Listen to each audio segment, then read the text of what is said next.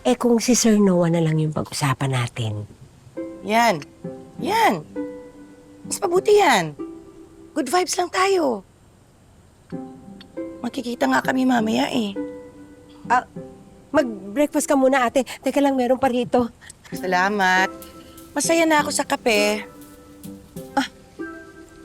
Ate, kahit sino naman, masaya na sa kape, lalo na kung may jowa. Diba? Kasi kaapi pisil, kaapi pindot. Diba, ate? Ano ka ba? Tumigil ka nga. Nga pala yung... Pwedeng pakikuha nung nung gamot ko. Kasi para sa sakit ng ulo. Okay, inom pa mo, ate. Kukunin ko na po.